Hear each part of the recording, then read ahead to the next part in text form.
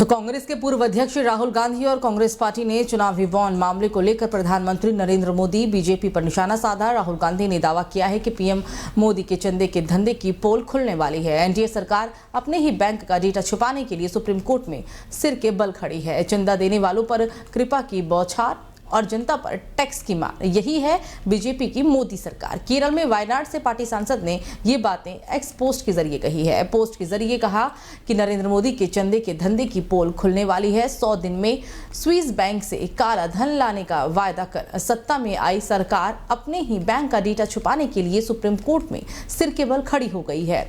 कांग्रेस ने भी एक्स पर पोस्ट करते हुए लिखा कि इलेक्टोरल बॉन्ड मोदी सरकार के घोटाले की डील है कि बीजेपी को चंदा दो और देश को खुलकर लूटो। अब इस महा घोटाले की कलई सबके सामने आने वाली है।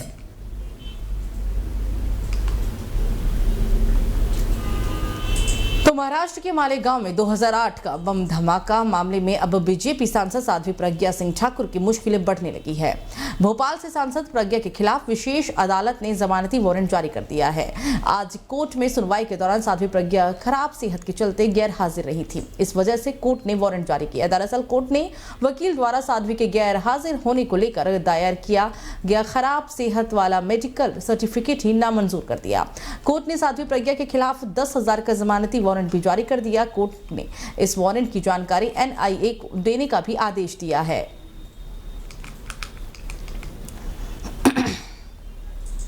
तो संदेश खाली मामले की सीबीआई जांच के खिलाफ सुप्रीम कोर्ट पहुंची पश्चिम बंगाल सरकार को बड़ा झटका लगा है। शीर्ष कोर्ट ने सीबीआई जांच कर हाई कोर्ट का आदेश बरकरार रखते हुए सरकार से पूछा है कि आपने 50 दिन तक गिरफ्तारी की कार्रवाई क्यों नहीं की, जिस पर बंगाल सरकार ने कहा कि आदेश में कुछ स्पष्टता नहीं थी क्योंकि कोर्ट ने जांच पर रोक लगा रखी थी। कोर्ट ने जांच को सीबीआई को ट्रांसफर करने और शाहजहां शेख की हिरासत को सीबीआई को सौंपने के आदेश में हस्तक्षेप करने से इनकार कर दिया। राज्य सरकार के लिए एकमात्र राहत की बात यह रही कि सुप्रीम कोर्ट उच्च न्यायालय के आदेश में राज्य पुलिस और सरकार के खिलाफ की गई टिप्पणियों को हटाने पर सहमति बन गई।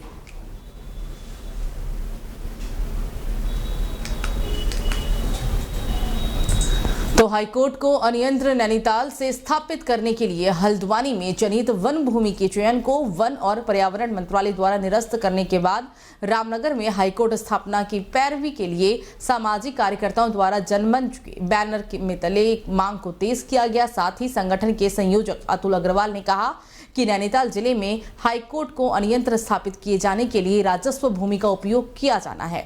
उच्च न्यायालय परिसर और आवासीय भवनों के लायक पूरे जिले में आवश्यक भूमि रामनगर क्षेत्र के आम पोखरा क्षेत्र में उपलब्ध भी है। उन्होंने ये भी कहा कि रामनगर के पिरू मदरारा क्षेत्र में ग्राम आम पोखरा और धनरुई गोसाई में लगभग 35 एकड़ राजस्व भूमि राजस्व विभाग के नियंत्रण में है, जो कि उच्च न्यायालय के निर्माण के लिए पर्याप्त है। ये क्षेत्र सड़क, रेल और वायु मार्ग से सीधे जुड़ा होने के कारण प्रवेश के साथ अन्य प्रदेशों से उच्च न्यायालय पहुंचाने वाले वादाकारियों के लिए भी सुगम स्थान पर है।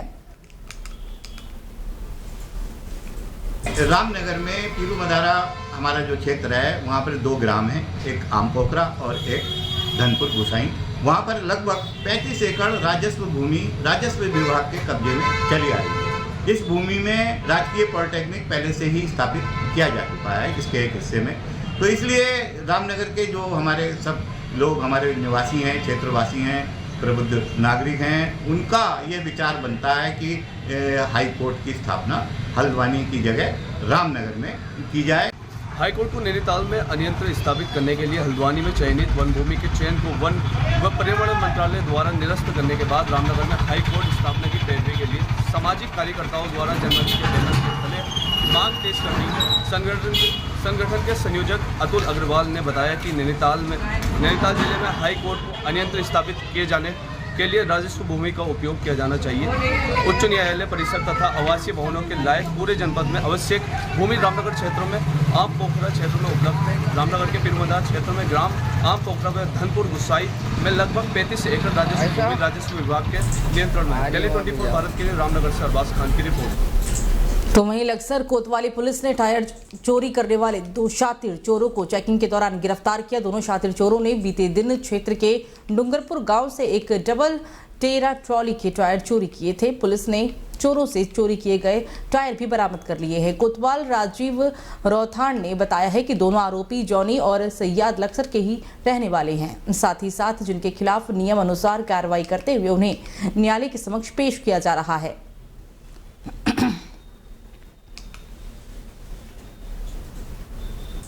तो लोकसभा चुनाव को पौड़ी जिले में शांतिपूर्ण ढंग से संपन्न करवाने के लिए पैरामिलिट्री फोर्स के पौड़ी पहुंचने का सिलसिला अब शुरू हो गया है। सशस्त्र सीमा बल जवानों की एक कंपनी पौड़ी जिले में पहुंच चुकी है, जिन्हें एसएसपी ने प्लाटून वार बांटकर पौड़ी, श्रीनगर और कोटद्वार की जिम्मेदारी सौंपी है। पैरामिलिट्री फोर्स एसएसटी के साथ मिलकर चेकिंग पॉइंट्स और अपना कड़ा पहरा देगी और साथ ही साथ शांति व्यवस्था को बनाए रखने के लिए फ्लैग मार्च भी निकालेगी, जिससे कि लोकसभा चुनाव प्रभावित ना हो सके और शांतिपूर्ण तरीके से लोकसभा चुनाव भी संपन्न किया जा सके।